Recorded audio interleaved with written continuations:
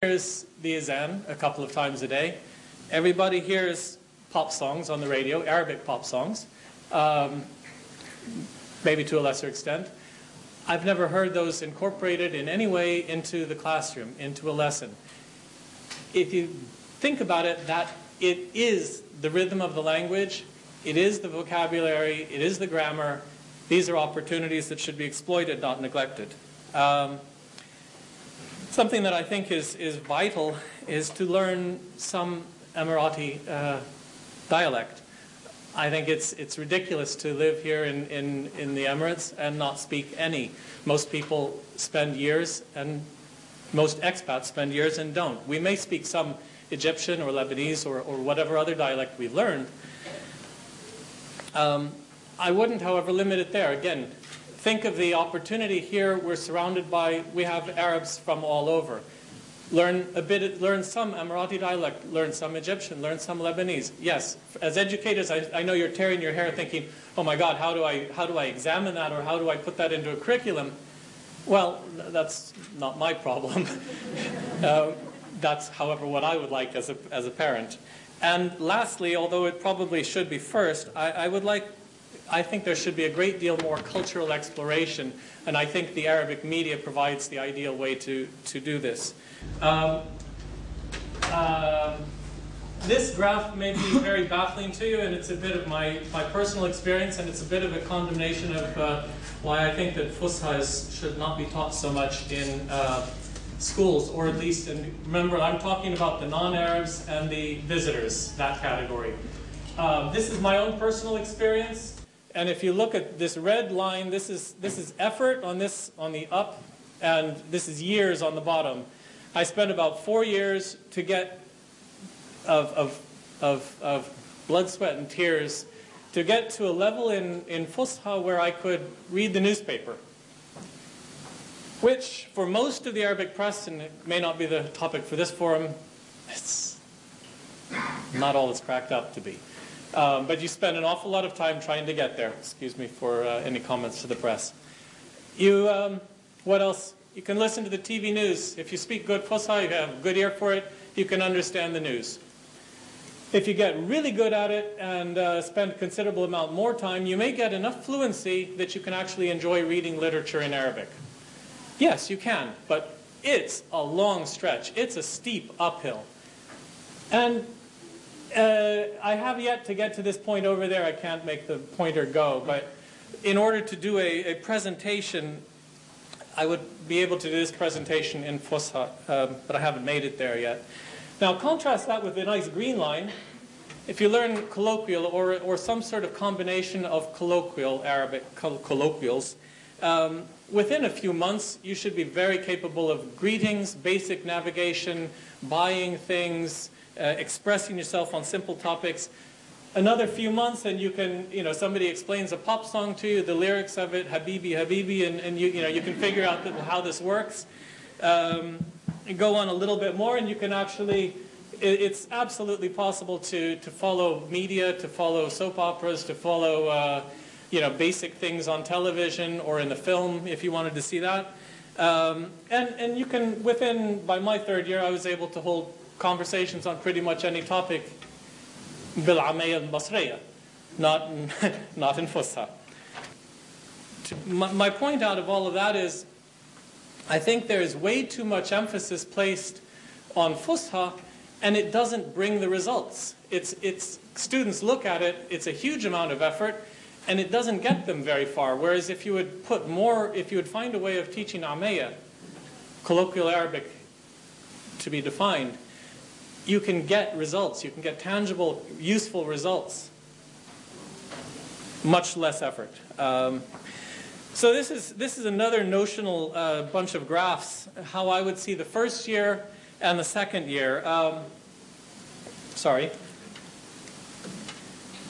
This is sort of a breakup of how I would place more emphasis on speaking, on culture, and very little on Fusha, and I would just call it the alphabet, the Arabic alphabet.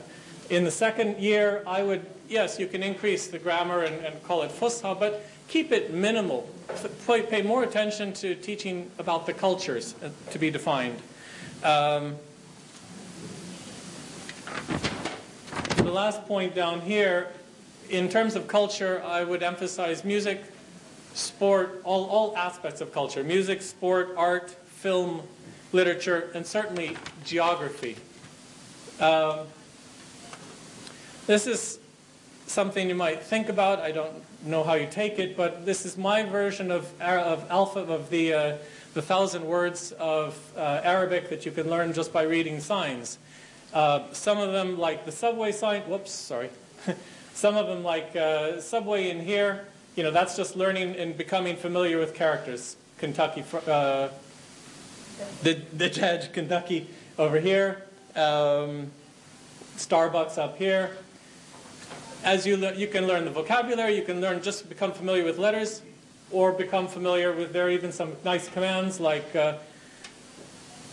sorry, that's buhairat. Feminine plural nouns is a good example. Khaffaf bisura. The examples of Arabic are all around. I give up on handwriting. My iPhone does a great job. It's a lot of fun. It's a lot more fun. You can have kids writing whole essays on the computer. Yes, it's not the way we learned how to write Arabic. So, I believe there is a lot of opportunity to bring a bit of art and understand some of the fun once you have learned the letters. You of course know all of these logos, but do the students in your classrooms know them? I doubt it if they can actually, if they have gone through and tried to understand the calligraphy that surrounds them. Very big brand names, and I haven't even gotten to the other two, more religious calligraphy or anything like that, but all of that's a huge opportunity to engage children and make it more interesting. Some Arabic that, again, going to the comment of people don't know, we're not surrounded by Arabic. Well, every child living in the UAE certainly is very familiar with some Arabic. الهاتف المتحرك الذي طلبته مغلق. The adhan, of course. The famous announcement on Emirates Airlines, الرجاء رفع أحزمة المقاعد. My children love that one. Now, the point is, this is Arabic that surrounds us. Use it in the classroom. Benefit from it. Use it as teachers to teach how you create that type of a sentence structure. It's ignored right now, and it's ridiculous that the kids cannot, after a few years, tell their parents, this is what those words actually mean. I happen to work in the television industry, so I think that you should all watch more television. I think there are a couple of hundred Arabic television channels. They're not all that good, but they certainly are entertaining for children, and they certainly are a window into culture, and I think there should be an assignment, a very easy assignment, that kids should watch X number of hours of Arabic music videos or game shows or whatever. Watch that every week. They will, at a young enough age, they will pick that up. With a little teacher's instruction, it'll come together. That's powerful. Learn an Arabic pop song. Cinema, see an Arabic film. This is my last, my wish list. To summarize, exploit as much as possible the Arabic which surrounds us. Make Arabic as relevant and useful as possible. Spend time and effort on the culture and link the language to the culture to make it relevant. Don't get bogged down with Fusha grammar and vocabulary which does not cross over into colloquial. That can be learned later. Do try to instill good pronunciation and rhythm, but try to make it fun. Use pop songs, use the media, use the azan. That's a lot easier to master as a child. Thank you very much.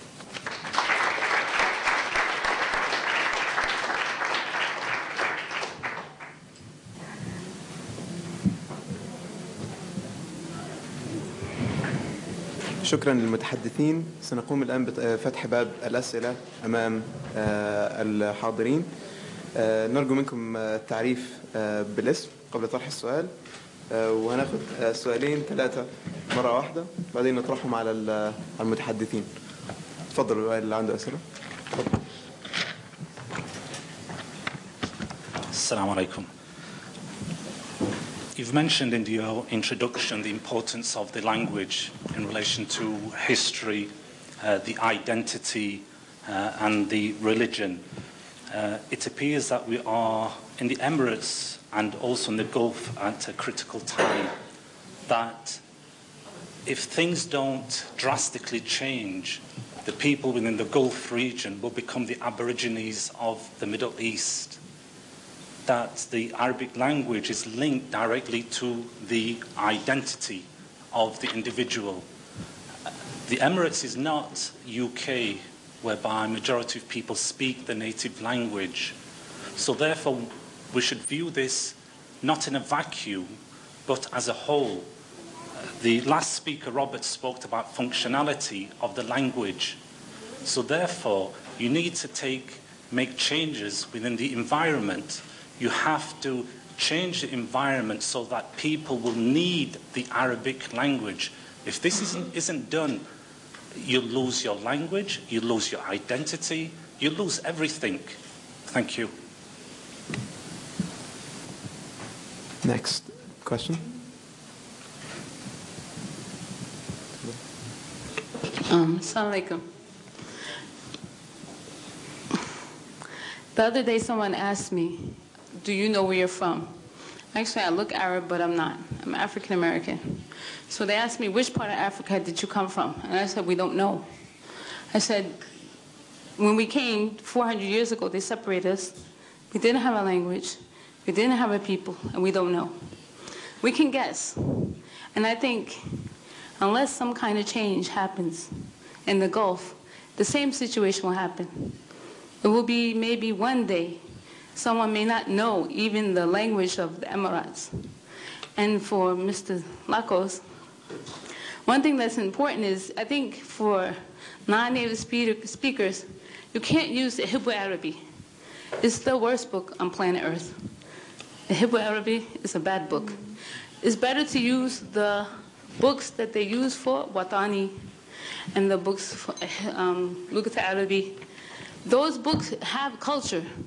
You will learn songs, you will learn poems written by local people.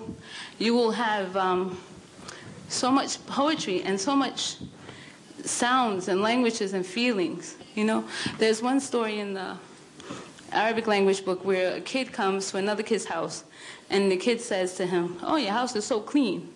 Do you have a maid? And now this is Emirati culture. And the other kid said, no, my mother taught me how to clean. He says, wow, your house is cleaner than mine. So you will find these things in the books.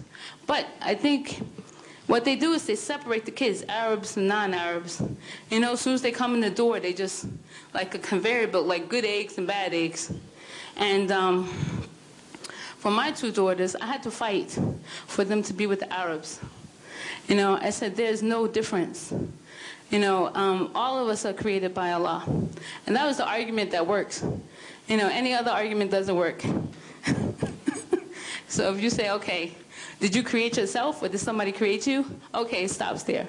So then they got to speak Arabic. And they got to learn Arabic. And also, you have to push yourself in the culture. You know, it's not going to come to you. Nothing's going to come to you. My kids, I put them in all Arabic schools. So they learned all the dialects. And, you know, the dialects are so fun. You know, Emirati is fun. And Egyptian is fun. And Batik, you know, Shami is fun. But you have to learn them. Yeah. And Fusha is the door in which you can learn them. You know, to me, I mean, I agree with what you said. Like, we need media, but we need media that is purposeful. You know, I mean, everybody knows shakbak shakbi, you know, but not everybody knows what it means. So, I mean, even I know that song, and Arabic's not my language. But there's ways to get into this culture, but I think the doors need to crack open, and that's it. Thank you. Thanks for the comment. السؤال التالي ونريد نفكر حضرات ان هم يعرفونا بنفسهم قبل طرح السؤال، وانه يا ريت نسال اسئله اكثر من تعليقات. السؤال التالي.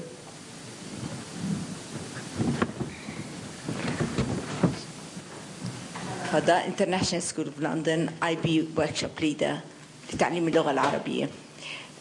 ممكن تتبعت بإعجاب كبير القصص التي تحدثت عنها الدكتورة جميلة، وخطر في بالي أنه المنهج اللي يدرس وجدت أنه في المعلمات والمعلمين في الإمارات وفي دول عربية أخرى كلهم حابين يتعلموا، حابين يعرفوا كيف يقدموا برنامجهم.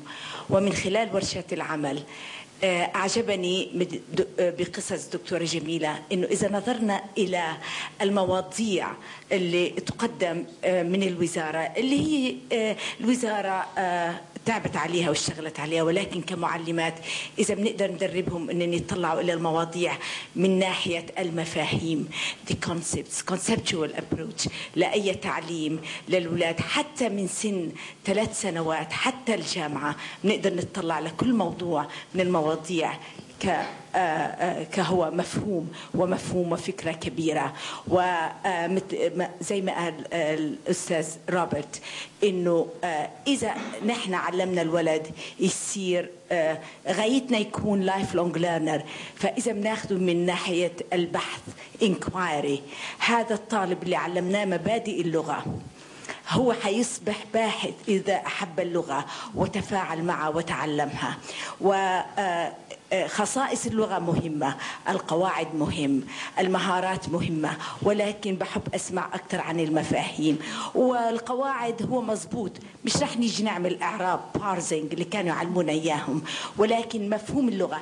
إذا كان الولد باحث ستأتي لك الطالبة وتقول لك هناك غلطة في الكتاب، أنا وجدت لم نرى وأين الألف المقصورة. ولكن إذا أصبحت باحثة هي ستبحث في كل صفحة في الكتاب لترى لم نرى، لم يشتري.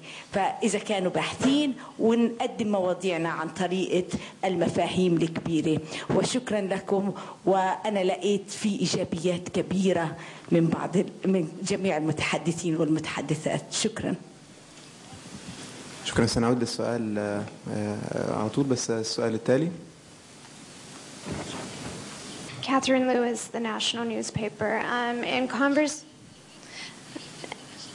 In conversations with teachers and school administrators, I've heard 2 things over and over. It's difficult to find highly qualified teachers and to keep them. And the Ministry of Education curriculum for Arabic as a second language doesn't look like a modern foreign language curriculum. So my question is, how much of an issue is this? Does the Arabic as a second language curriculum need to be revamped? And what about the Arabic as a first language curriculum? السؤال التالي. بسم الله الرحمن الرحيم. فاطمة يوسف شحود، إدارة المناهج، وزارة التربية والتعليم.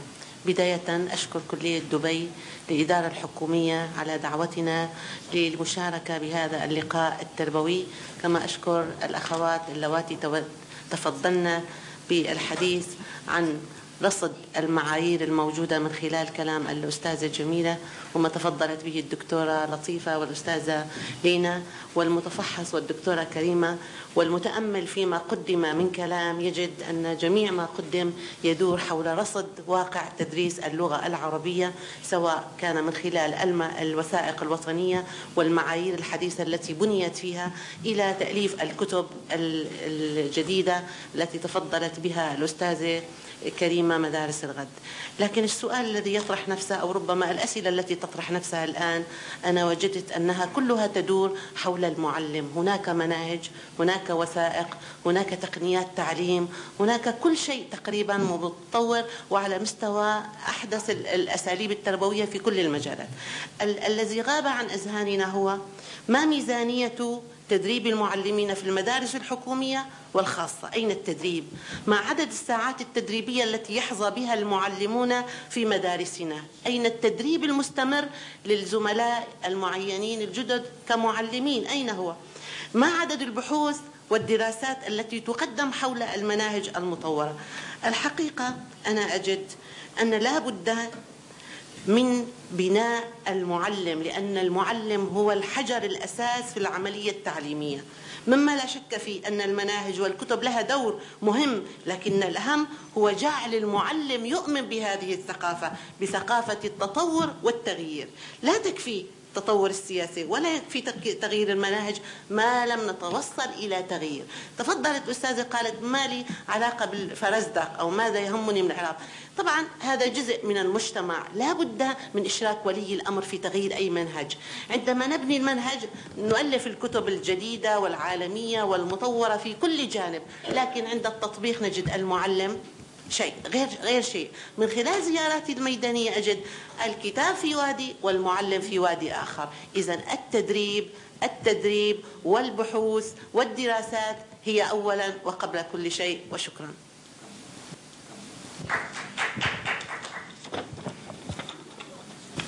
سنعود الآن للسؤال الأول. أولا فكرة أو تعليم المفاهيم للطلاب أكثر من التحفيظ أو الأماكن أو الأشياء الصغيرة في المناهج. مين يحب يجاوب على السؤال الأول؟ تفضلي دكتور رضيق.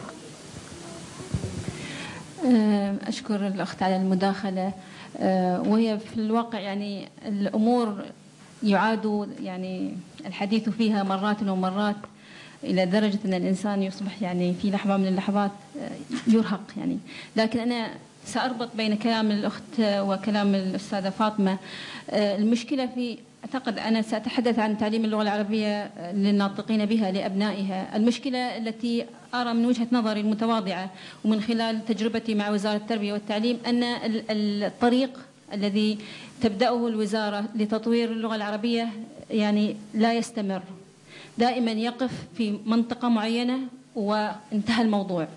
يعني عندما وضعت الوثيقة واعتمدت من قبل محكمين خارج دولة الإمارات في كليات ومختصين وإلى آخره، بدأت الوزارة في تأليف الكتب، كانت هناك يعني محاورات كثيرة حول أن لابد أن يربط تأليف الكتاب بتدريب المعلمين بتطوير نظام القياس والتقويم.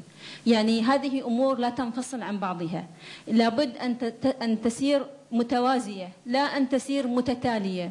المشكلة أن وضعت الوثيقة، ألفت الكتب، وثم توقف كل شيء. أنا لا أدري إذا كان هناك تدريب، لكن أنا لا أظن أن التدريب كافيا. والمشكلة الحقيقية كما ذكرت الأخت فاطمة، المشكلة في المعلمين. المعلمون يعني كأنهم في غياب تام عن هذا المنهج، كأنه يعني ليست هناك صلة بينهم وبينه. ومشكلة معلم اللغة العربية هذه وحدها مشكلة تحتاج إلى لقاء آخر. من هو معلم اللغة العربية؟ من الطالب الذي يقبل في أقسام اللغة العربية في الدول العربية كلها؟ في الدول العربية كلها معظم طلاب أقسام اللغة العربية هم أقل الطلاب حظا في المدارس في النسب الثانوية العامة، هم الذين يذهبون إلى أقسام اللغة العربية في الجامعات ثم يعودون ليدرسوا اللغة العربية لأبنائنا. يعني هم أضعف الطلاب في الغالب هم أضعف الطلاب دخلوا أقسام اللغة العربية وأعطوا مسؤولية تعليم اللغة. فهذه مشكلة أخرى كبيرة جدا. لكن أنا أقول يعني أوجه كلامي للمسؤولين في الوزارة ولكل المسؤولين حول يعني أو المؤسسات التي تهتم بهذا الموضوع، أنه لابد أن يكون هناك يعني تناسق وتوازن في عملية تطوير اللغة العربية. أنا سأنهي الكلام الآن خلال نصف دقيقة. دائما يعني أشعر أن اللغة العربية أو موضوع اللغة العربية يشبه الحالة الصحية لشخص. هذا الشخص حين يذهب إلى الطبيب والطبيب يشخص حالته، يقول له أنت عندك كذا وكذا وكذا، أنا سأصف لك العلاج، لكن العلاج وحده لن يأتي بمفعول إن لم تفعل، تتوقف عن أكل كذا، تقوم بأنشطة رياضية إلى آخره. يعني أنت يجب أن تقوم بجهد من تلقاء نفسك من أجل أن تتحسن حالتك الصحية. هذا الشخص يريد فقط الدواء، وبعد فترة يقول والله هذا الطبيب مش نافع، بروح عن طبيب ثاني. بذل الجهد الحقيقي من أجل أن يحسن حالته الصحية هذا الشيء الذي لا يقوم به. لذلك نقول للمعلمين والمعلمات أهم شيء كما قالت الأخت فاطمة، مهما طورنا في الكتب الدينامو الذي يحرك العملية التعليمية هو المعلم. نحن كنا طالبات وكان منهج اللغة العربية أحيانا كتاب قديم وأوراق، ولكن المعلمة هي التي صنعتنا في الحقيقة.